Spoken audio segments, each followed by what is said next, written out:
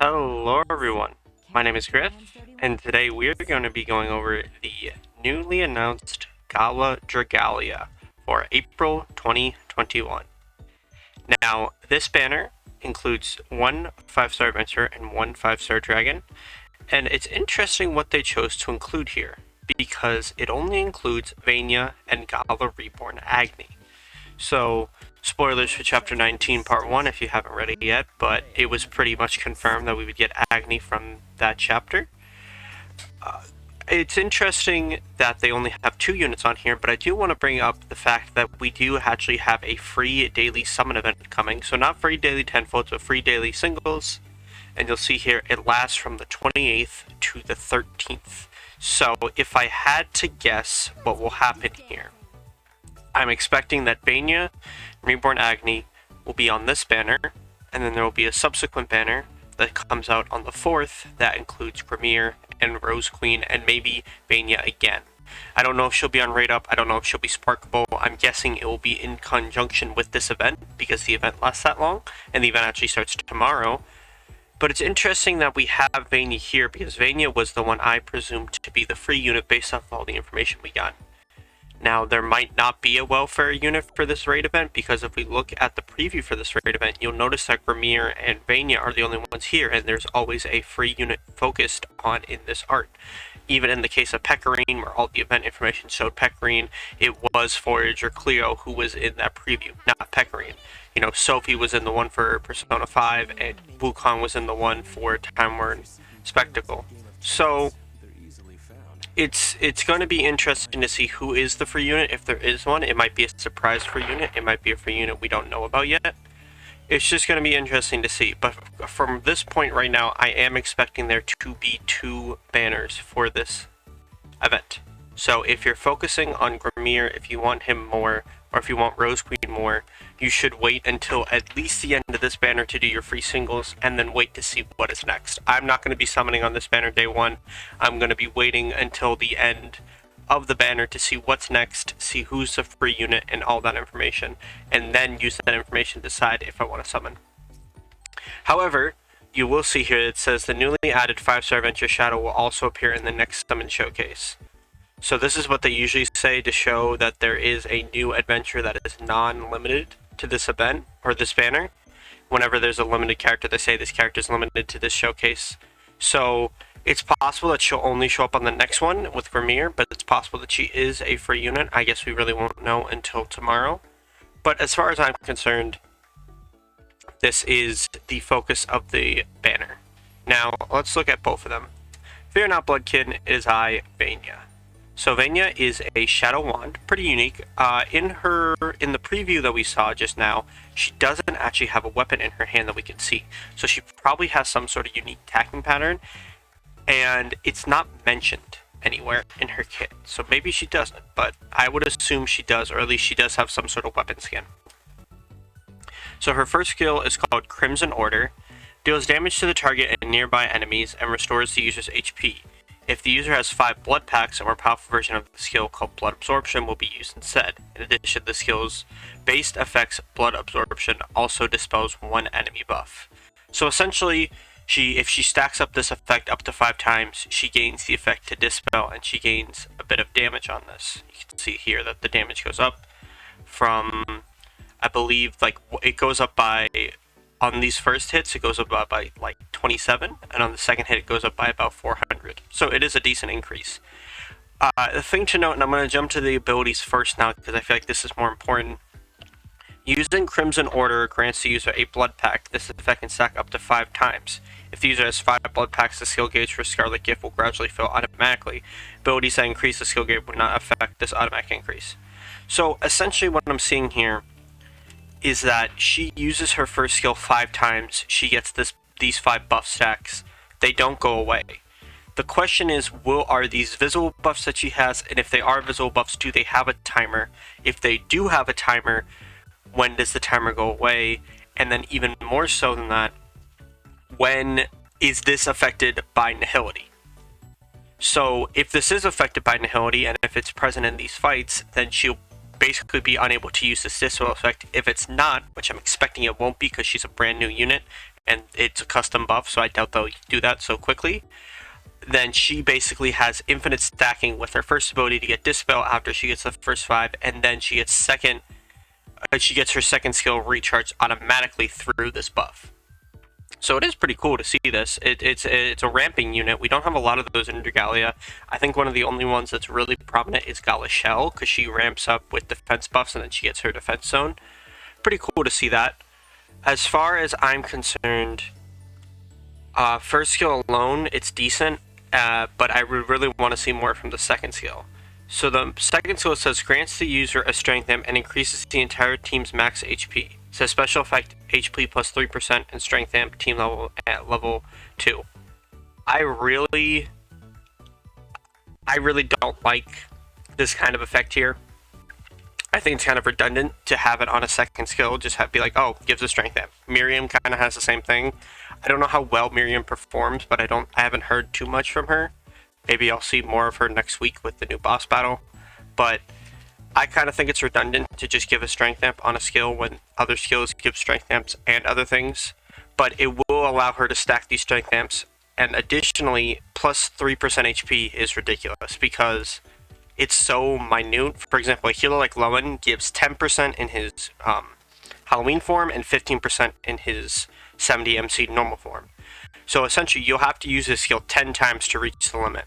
Now, I don't know how many units in Shadow actually buff max HP, and this applies to the entire team. So she does kind of have this hybrid, buffer and healer and damage output and dispel. So she does have a lot of utility, but overall, she seems kind of underwhelming to me personally, because I feel like Shadow is so far ahead of the curve in what it's able to do. A lot of the times we talk about how Shadow doesn't have access to Dispel right now. But then Alberius comes out and he has Dispel on all his skills and every attack in Dragon form. So essentially they don't have a Dispel problem if you have Alberius. You talk about all these unique characters like Grace and Joker and Belina, and Gala Alex and Gala Cleo. Limited characters, but characters that are extremely strong and powerful. So I don't know how, from a gameplay perspective, how much she will shift up the meta. The rest of her kit isn't really that notable. She has a normal wand ability. She has Shadow HP equals critical rate plus 8. This is probably the most interesting part of her kit because a lot of units could want this on the backline. She'll probably become the preferred Shadow Wand for abilities simply because she has this, and it's so unique and critical damage is so good in the game. But she has Blindness Shreds and HP equals 70% equals Seal Haste. Not really much to talk about there. Both of those are pretty normal and expected. Nothing too crazy coming out of her. Yeah, so all in all, I'm not too sure about her. I will need to see more and see how she performs, see how much damage she's able to output, really. I could be wrong, but right now, I'm not super impressed from her kit from a gameplay perspective. But I could be wrong. I don't think anyone is really caring so much about her gameplay. More people are caring about who she is. She's important to Cygames. She's a Rage of Bahamut character. I'll probably summon for her simply because I'm probably going to summon on the banner anyway because I want Agni. So that's something to talk about. Next, we have Agni himself. Now, as opposed to the other Reborn Dragons, Agni is probably the least important. And I'll preface this by saying we have 3 non-reborn Gala Dragons. We have Gala Thor, Gala Mars, and Gala Catsith. That's their name. I was going to say Gala Shell, but it's Gala Catsith. Gala Catsith and Gala Thor both work on unique buffs, and actually Thor works on energy. In Nihility, energy doesn't exist, and I'm not 100% sure, but I believe Catsith doesn't work either. Maybe it does, maybe it doesn't. Either way, Catsith has other things in her element that are useful, but she also doesn't give any strength buffs. So a dragon like Reborn Jeanne d'Arc really power creeps Thor because she's able to do everything that she's able to do at perfect unity and at perfect level within a Nihility fight. Mars, on the other hand, has the ability to give, I believe, let's look, actually. Let's just look at Mars for a quick second, because I feel like he's probably the biggest competition for Reborn Agni. Now, if you look at this, he has Strength Amp plus HP equals 50% plus Strength equals 20. So, if the user is attuned to Flame, increase Strength by 70% and increase by additional 20% when their HP is 50 or above. So straight up, If you're above 50% HP, you have a 90% damage increase to everything. And then, if the user attunes flame fills up 100% of the skill gauge when the user's shapeshift is undone. Then you have a skill, which deals damage directly ahead, increases user strength, and can be used twice. So, in terms of nihility, the only weakness Mars gets is his skill that he doesn't get the strength buff. He's still able to use it twice. Ending shapeshift still gives you all the effects that it would. It would recharge all your skill, and you still get 90% strength. In that case, Gala Agni is not as needed. So I would say, unless you really want Gala Agni, unless you really need Gala Agni, or for example, you don't have Mars, he is worth summoning. But if you have Mars, Mars will be perfectly fine in a nihility fight. If you need one flame unit that has a Gala Dragon and you already have a max unbound Mars, you're set. It's just that simple. Mars is probably still going to be one of the best manned dragons. In terms of AI and backline, Agni will still probably be one of the best if you're having auto shapeshift due to everything that he does. And we'll go over it, but it's the exact same as, basically the exact same as every other Reborn Dragon at this point. You know, all of that, it's still more useful on AI, but in terms of what Mars can do in the hands of the player, he is still better, in my opinion. But let's look at Agni right here. His skill is Blazing Strike. Deals damage to enemies ahead and inflicts score trends. Enemies in a break state will take reduced damage. It's interesting that they mention that. It's probably just to keep him in line with all the other Gala Dragons. If the user is targeting an enemy and the skill is not used and the remaining shift time runs out, the skill will automatically be used regardless of if it is filled up or not. So essentially, you get 2 uses when you end shapeshift and whenever you click the button. So probably won't remember when you start it. And it says it only does 75% damage against break state. Doesn't really matter. You're still doing more damage, but it's something to notice. And then he has increases the user's attune. If the user is attuned to flame, increases their strength by 70%. This is basic. And then if the user is attuned to flame, adds a 30% modifier against damage against wind attuned enemies with no augments for 45 seconds every time the dragon stage is filled by 10%. So this will stack. This will not stack. Actually, sorry.